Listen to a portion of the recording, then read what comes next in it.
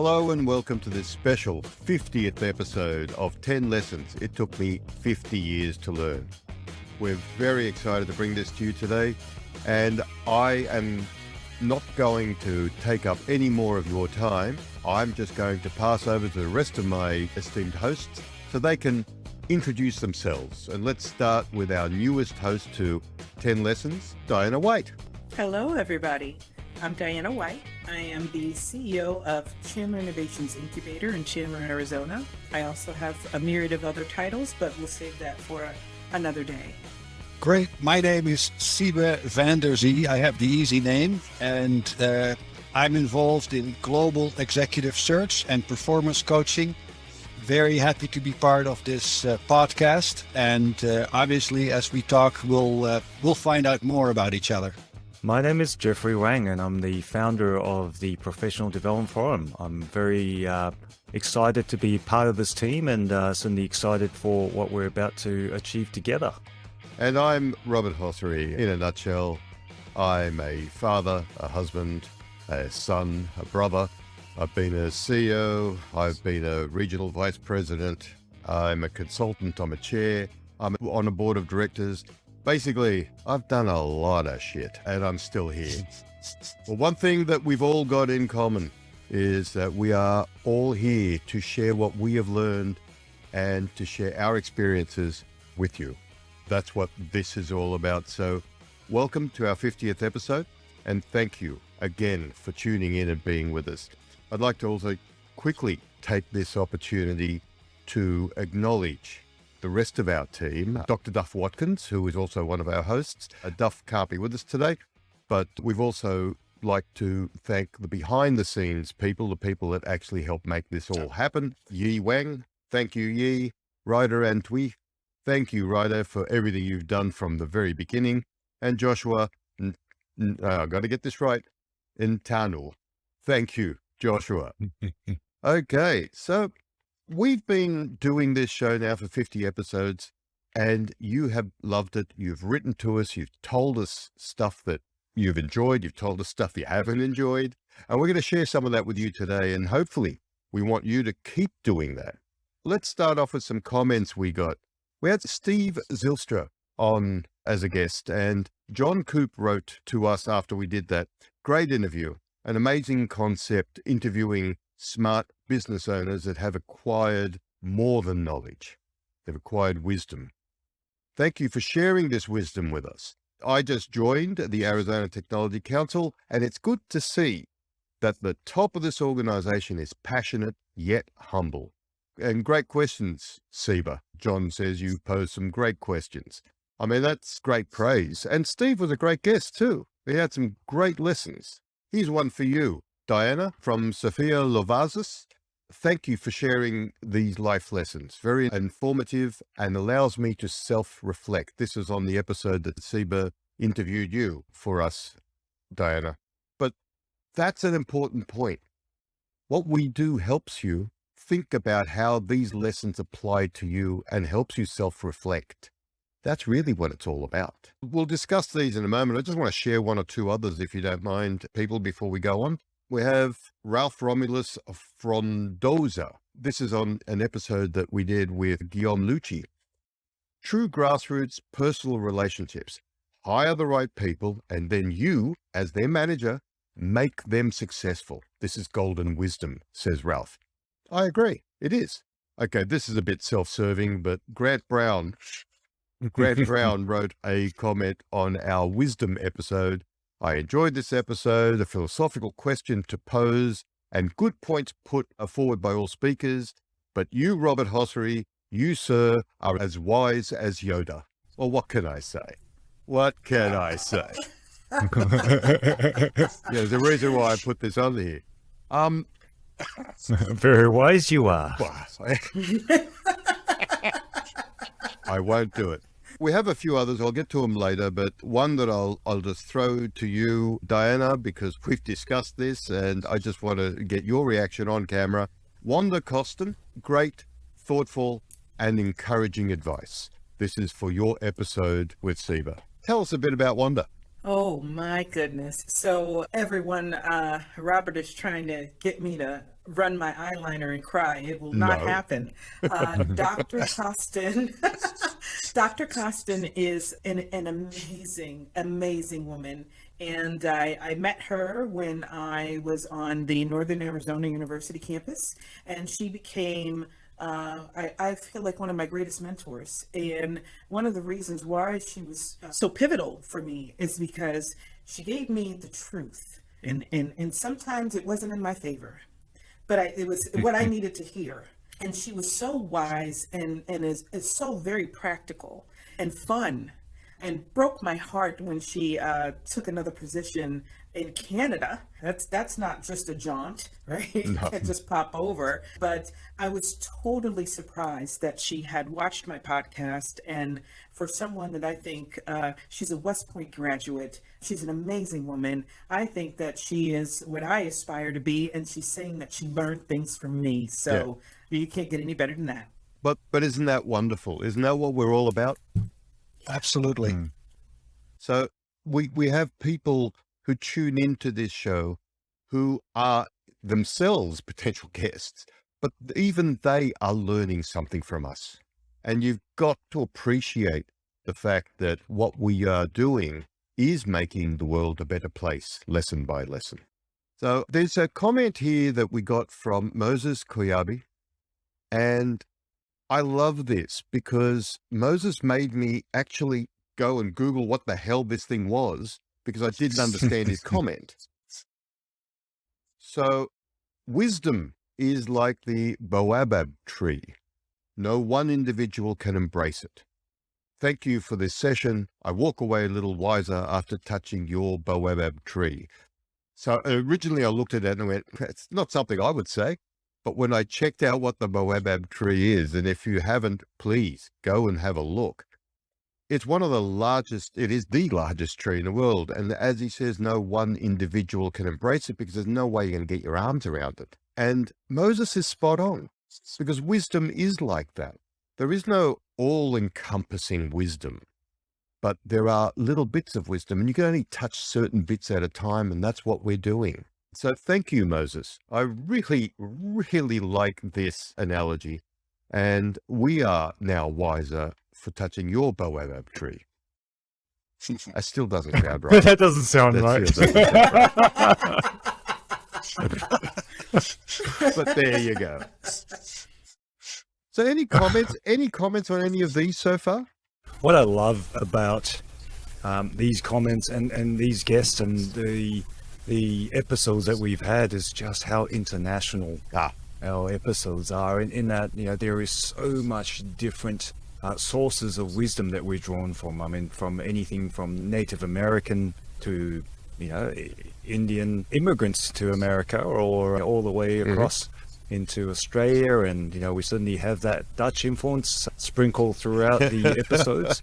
Because of that, I now know what a baobab tree is, which I'll Google after this, mind you. So yes, definitely. I've just enjoyed the variety of cultures and how what that actually brought to this whole entire experience.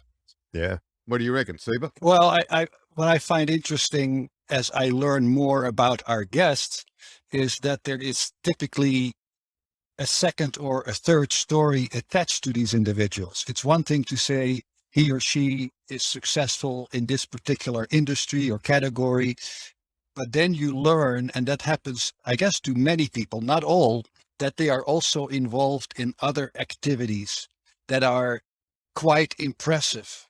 Could be helping people that are disadvantaged. It could be fundraising for a certain cause, but it's not typically the story that you hear about these individuals, but it's there. And so you learn more than, well, with all due respect, simply the lessons of wisdom, which is significant by itself.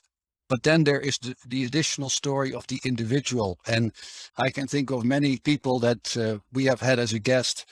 There is a secondary and perhaps tertiary story attached to that individual. Yeah. Very powerful. Yeah.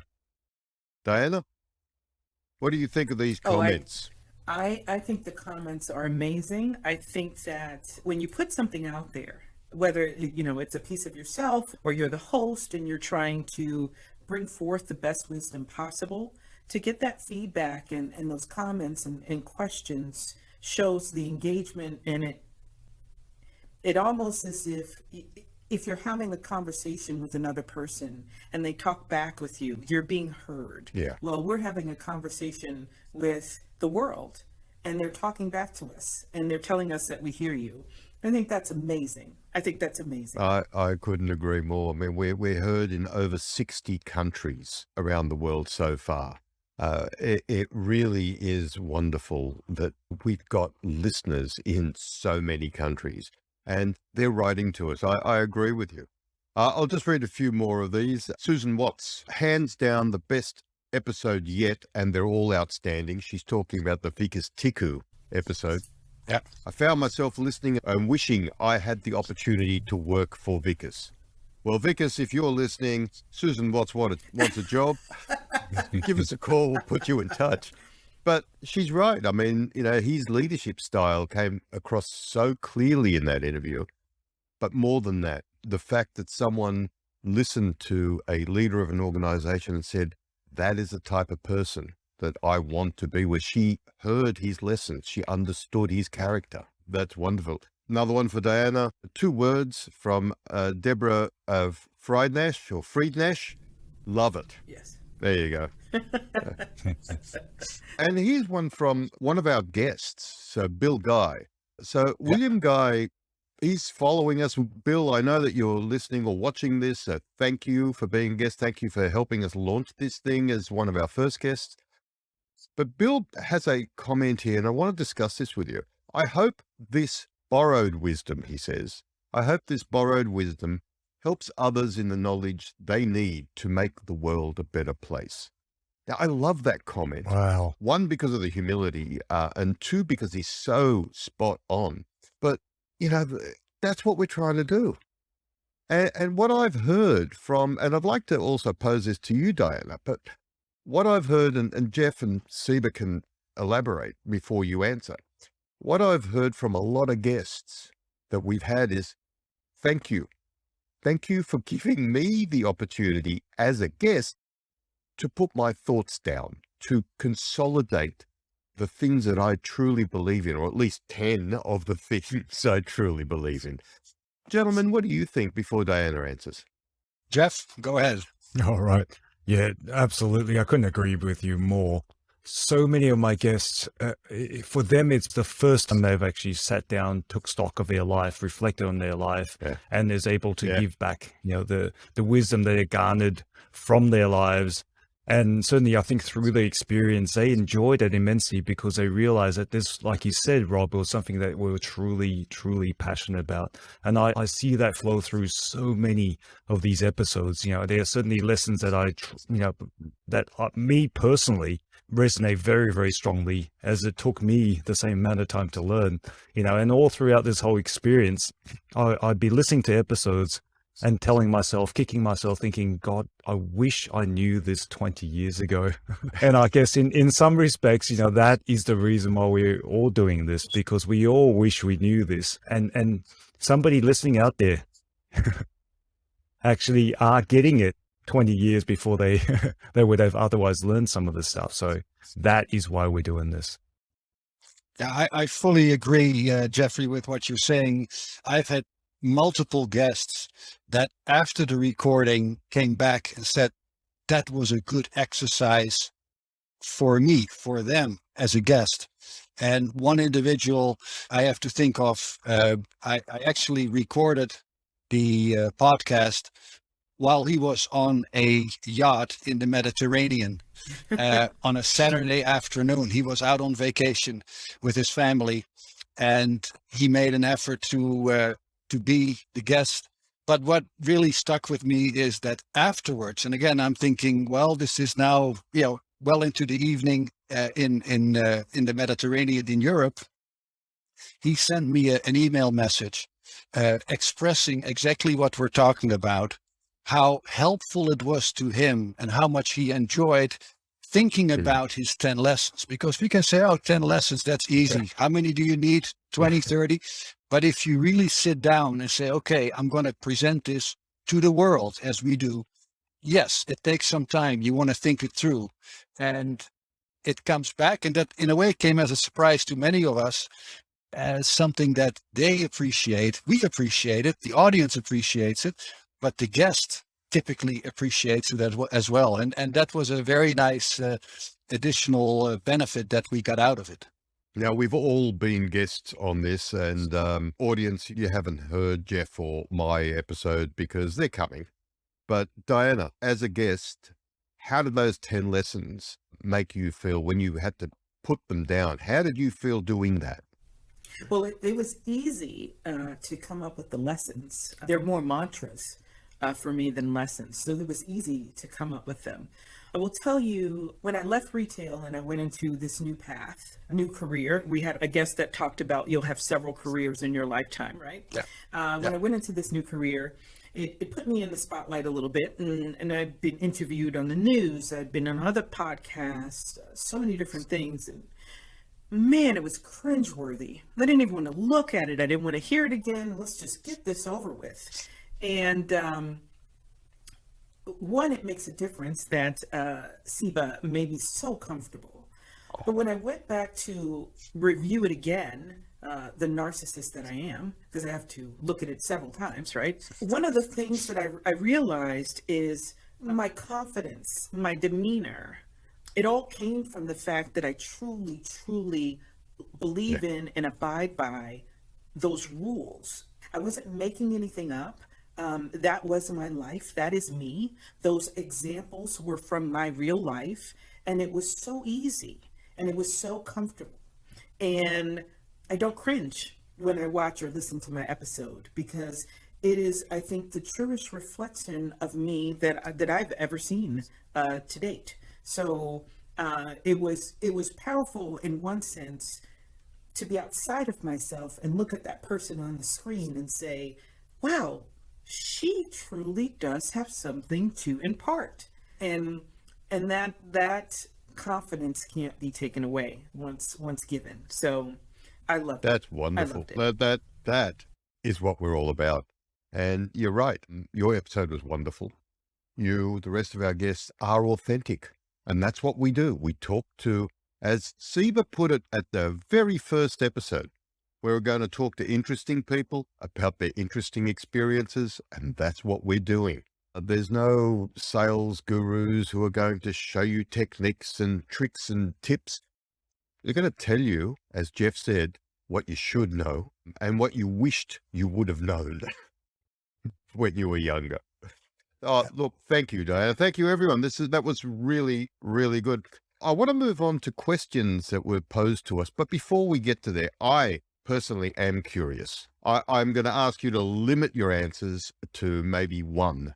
Out of the 50 episodes we've done, can you name a lesson so far, because I'm sure there's going to be others that'll displace it, but so far that has just made you go, wow, and that you have implemented? Not just something that you went, oh, that's clever, but that you have implemented. Now, just to give you some time to think, I will start off. There's a lot of them. And I'm not saying this because you're there, Diana. I'm saying this because it's true. I've been in business for 40 years. I still consider myself a sales professional. I was taught how to listen when I sell. I was taught how to listen for buying signals. That's not what you said. You said listen for comprehension and empathy. And that made me stop and look at what I was doing and going, I am not listening to people.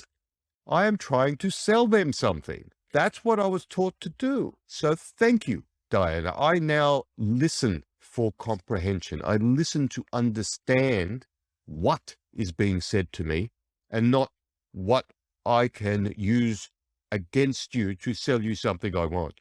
So that, to me, so far, there's been a lot of great lessons, but that's one of the top on my list that I have implemented. So I just want to say that publicly. So I got your ball rolling. Let's point a finger. Siebe, you're next. Well, what a way to start. We're talking roughly 500 lessons, right? So which one? And when you say which one do you want to adopt and make a change in your life, I have to think of our guest Ori Eisen, and one of his lessons was taking proper vacations is a must. Oh, yes. And to be honest, that sounds right. That makes sense. It's something that I would tell people and consistently. But to tell you the truth, I haven't been on vacation for more than 2 years. And I'm fine. I'm not worried. I'm right. But if you think about that, that's why I bring it up. If you think about, but you really should take a break. It's not just, okay, it's time. I have to take up so many weeks per year. No, you really have to reserve time. And when I spoke with Ori Eisen about that during the podcast as well, he made the point to me that this is not just, hey, it sounds good, just, take a break. You have to include that. And that's something that I told my wife we're going to do. We're going to take a vacation. Excellent. I'll bite. Banish psychic vampires. Yeah. So this is one of the earlier lessons from Andre Alfonso. This is probably at the start of the journey. And I can't agree with it enough. I mean, you realize that, the amount of time that each of us have is finite. Yeah. And we have to choose where we spend, who we spend our time with. What I've learned from that lesson is to surround myself with so many good people that I just don't have time for bad people. And it's incredible what it's done for me personally in my mental health, in my well-being. And it's interesting when you're somebody that's surrounded by good people, you tend to attract other good people. True. I can't stress enough how much it's actually done for me in terms of just my life. But yeah, that was one lesson that really stood out from the beginning. That said, there was so many different lessons that I resonated strongly with, but it's the one that really made me change my behavior. And Diana, we're putting you on the spot. You've just joined us. We said, here's 50 episodes. Go listen to them and tell us what you want. Hey, that's okay. I actually have one, but really quickly, I want to go back to Robert, what you said about listening for comprehension and empathy. And I want to give you a really quick example. It's the difference between saying, I heard you say you're in pain. I have an aspirin. And I feel your pain. I've had that pain. Mm-hmm. And if you trust me, maybe try this, because I tried it and it worked. That's the difference between the two, right? So I will tell you, in this lesson, it resonated with me for several reasons. So it was the Brad Casper episode. And I'll give you a little background really quickly. I am a New York girl. I was born and raised in the Bronx. I've only been in Arizona for 19, 20 years. And I'm a lot older than I look. So I've been here a while and I was raised there for a while, right? And when I was growing up, there were no classes, there were no people that were telling my pocket of the community how you should invest, how you should handle your money. What are stocks? What is this world about? And it wasn't until I started working for Barnes & Noble in Manhattan that I would talk to customers and find out what they were reading and why they were reading it. And I had a gentleman talk to me about stock, and he said, listen, it's a good investment. If you don't know how to read financials and figure out a company's fiscal health, then start with products and services that you know and love and use, because chances are, if you love them, other people love them. And if you invest a little bit of money in that and then learn along the way how to start to read a company's financial health, then you can be a good investor. And my first stock ever was Dial Soap. And so when I listened to Brad's podcast, it was just full circle for me, because I did not know this man was connected to this in any way, shape, or form. And then he starts spouting this wisdom. And one of the things that just stuck with me, because I see it in my life almost every day, is leadership is not a title. That was the biggest one. You can have a person in a room that has every title and every, letter and acronym after their name. And there'll be someone else that doesn't have anything, but they exude leadership qualities. Yep. People gravitate towards them.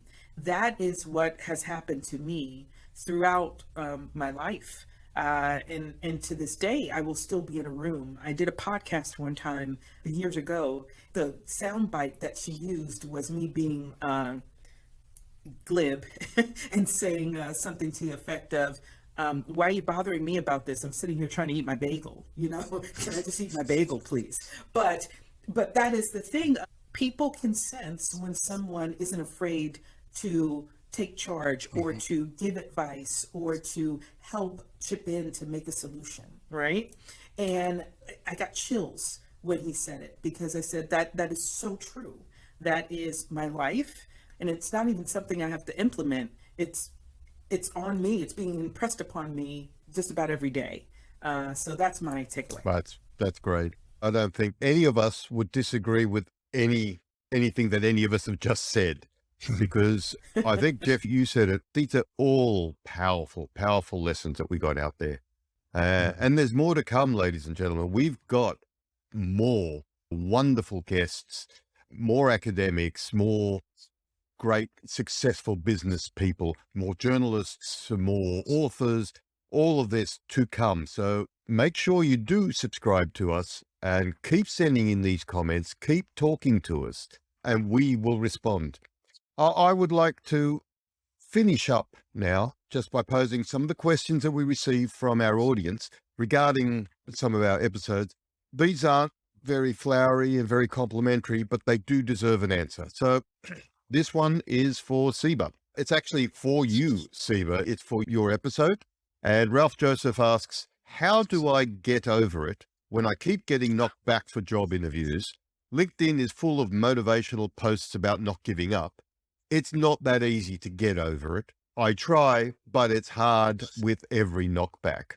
And this is from your lesson, get over it. Don't create mental barriers for yourself. Now, before you answer, I'm going to say to Ralph, I think you've misunderstood the lesson, Ralph. I don't believe that Siebe just said, get over it. You forgot the second part of that. Don't create mental barriers for yourself. And you have, obviously, well, I can't say that. It looks like you may have created these mental barriers for yourself. And that's what's dragging you down every time you get a knockback. But that's my take on it. Siebe. You want the short answer or the medium? We're running out of time, so let's go with a short answer. Get over it. Hard enough. Or what part of get over it didn't you get? Now, I do want to add one of my lessons when I was interviewed, don't judge until you understand. And I do want to make that inclusive with get over it, because I don't know this individual. I don't want to judge people. And many people are in a tough situation financially, job-wise. So for me to say to everyone, just get over it, that's of course not what I have in mind. So I appreciate you talk about don't create mental barriers. But if you think about a job search situation, and it is frustrating, especially when you go through interviews and you don't get the job, especially if you go to multiple interviews and you don't get the job, that is tough. It hurts. It hurts like hell. Yeah.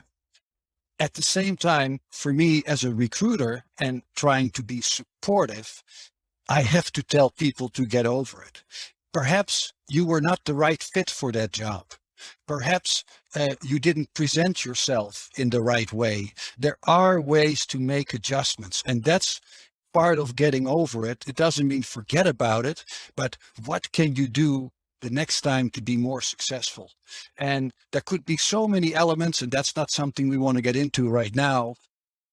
But the important part is, I think, when you have whatever level of failure, yes, you can be upset, and rightly so, and talk to your family members about that. But preferably the following day, back to normal.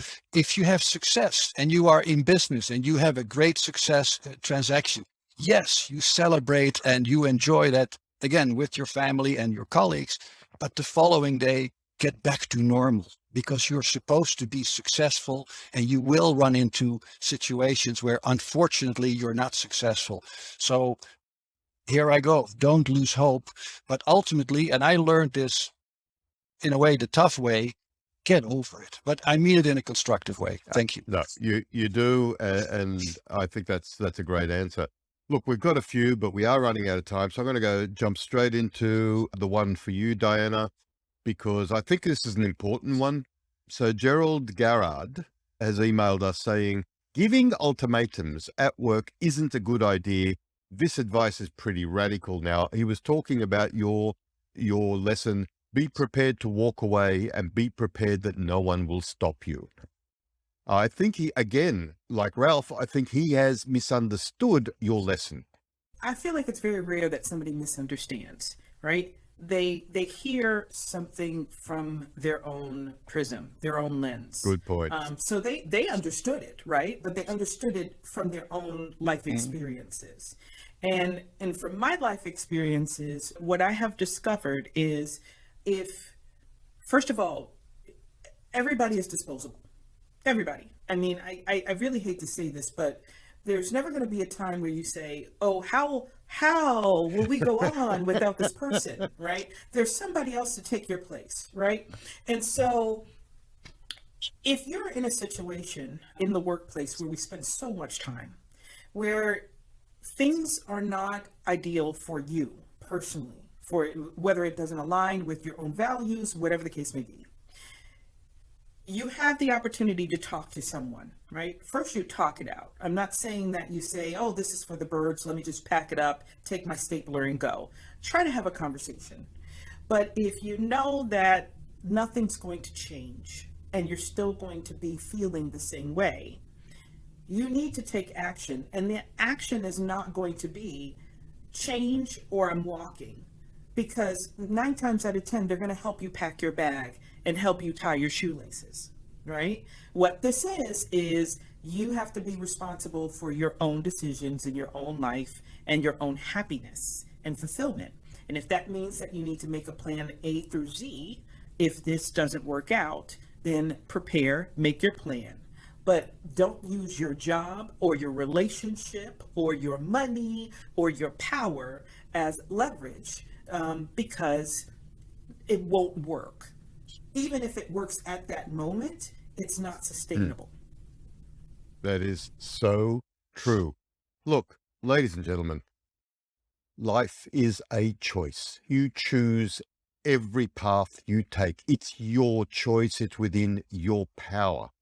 I know that some of you would say, oh, but Rob, this is outside of my control. It's a choice. Once you understand it's a choice, you can then choose the path you want to be on. Now, it mightn't be a good path. I grant you that. You mightn't have the wherewithal, you mightn't have the resources to be on the best path, but it's a path you choose, and that is something. That's a start. So I agree with you, Diana. Look, we could talk for hours. I think we come to the end of our time. I do want to respond to a tweet from Solomon the Wise regarding Alan Kilfoyle's episode and his lesson, You Can Recover. Solomon the Wise says, can you recover from everything? Yes, Solomon, you can. A lot of our guests, including probably one of my favorites, Andrew Tyndale's lesson, this too shall pass. Nothing lasts forever, buddy. It's going to go away. And you will have to make a choice to either let it affect you for the rest of your life or let it go. So with that, I would like to thank you all for participating today. I'd like to thank our audience for supporting us and being there for us. You can be there for us even more by subscribing to our YouTube channel, subscribing to our podcast on your favorite podcast app. You can be there for us by leaving us reviews, leaving us comments, keep sending us these emails. And so before we sign off, one final thought from everybody. Well, if I can start here, it's a great exercise for us who are putting this together, the podcast. It sounds like our guests appreciate that, but I also think, how do you say that? The best is yet to come. We are in our first year. We have excitement. We have plans for the future to expand it. And I hope, of course, our listeners will continue to support us. The numbers are steadily going up. We know that the analytics are there, but we still have ways to go. And I hope that our audience, our listeners, will help us by giving suggestions, ideas, and perhaps even refer us to future guests. Why not? We're open, right? This is not political. It's not commercial. We want to talk, Robert, you said it best, to interesting people about their interesting experiences. Jeff. I'm just happy to be here. That's all I got. Thank you, Diana. Well, look, I'm not all that different. I'm just happy to come along for the ride. For me, I've just learned tons from our guests, from our fellow hosts. There is just so much to wisdom that there is to know, and part of it is learning new things, but other part is actually just to confirm the things that we've already known to be true. I think sometimes it's good to get that confirmation from somebody that you respect, from somebody that we consider as wise. What I'm really excited about is going forward, we're going to be talking to even more people from all sorts of interesting places, as we've discovered that wisdom could be found in the most unusual places. Yeah. And I like to continually challenge my own blind spots to understand and grapple with this world a little bit better, So I hope to be a little bit wiser, lesson by lesson, and look forward to this journey ahead. That's great. And I'd like to thank our supporter for this entire season, the Professional Development Forum. Without your help, without your support, and without your resources, we would not be 50 episodes in. So thank you, PDF. And I encourage you all to go and visit PDF at professionaldevelopmentforum.org and see what they're offering and join them. Join their mailing list. Everything they offer is free, and it will help the upcoming executives of the next generation. So thank you again for your support on that, PDF. And with that, I would like to again thank our audience on behalf of the entire team. Without you, we probably would have stopped 10 episodes into this series, but you encouraged us. You kept listening, you kept writing, and we want you to keep doing that. And with that, I would like to say thank you and see you at the next episode of 10 Lessons It Took Me 50 Years to Learn.